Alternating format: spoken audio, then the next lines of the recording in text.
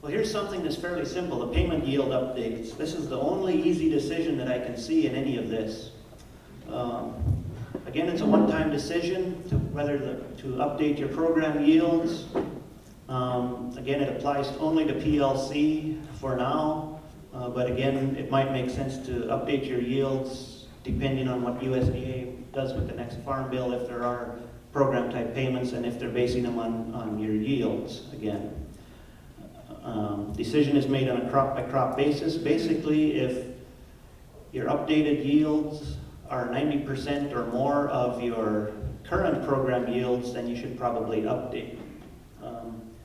And again, this is based on your yields for crop years 2009 through 2012, and you can exclude years in which your planted acres of that crop were 0. So you divide by 3 instead of 4 in that case. And then if your farm yield is less than 75% of the county average yield, you use 75% of the county average yield as a plug in that case. And again, typically that's probably not very high compared to what you might normally produce, but it's as much as they're going to give us.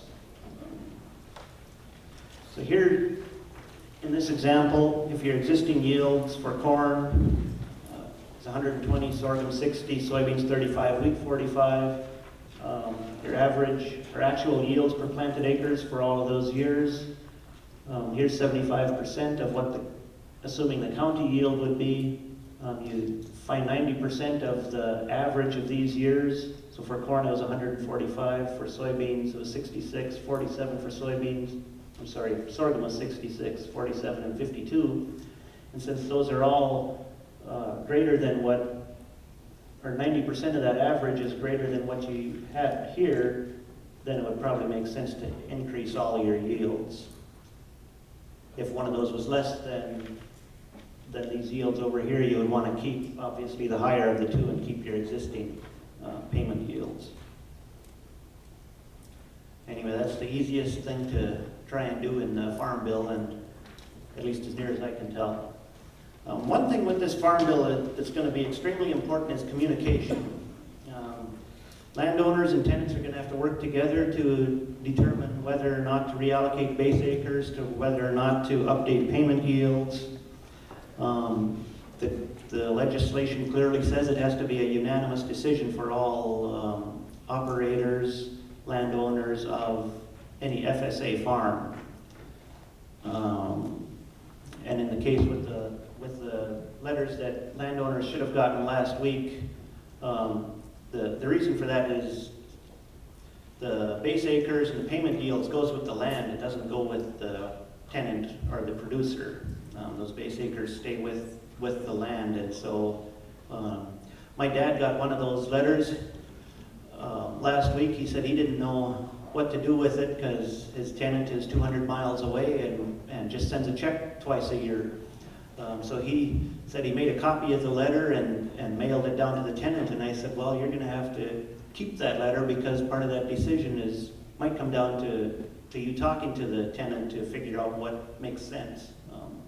Now, in that case, it might also be where the tenant says, well, it probably makes sense to reallocate base acres this way, and my dad just says, that's fine, go ahead. It doesn't matter to him, but nonetheless, it is going to be a unanimous decision. One thing we don't know is if current power of attorney forms that a tenant has with a landowner at FSA are valid for making this decision or not. I don't know that decision has come out yet. All right, a brief timeline of what they tell us might happen with the Farm Bill, and there's still a lot we don't know as far as regulations. Midsummer 2014, you should have received the letter that I've talked about already. In late summer 2014, whenever that is, the MPP Dairy and ARC PLC decision tools are supposed to be available. With the margin protection program for dairy, that's supposed to be available September 1. We'll see if it is or not. Sometime in the fall, you'll be able to sign up for NAP coverage if you want it. I'm not exactly sure what fall 2014 means. Sometime in the winter of 2014, there's going to be a one-time selection for ARC and PLC. And again, It's anybody's guess as to when exactly that will be. In early 2015 will be the sign-up time for 2014 and 15 of ARC and PLC.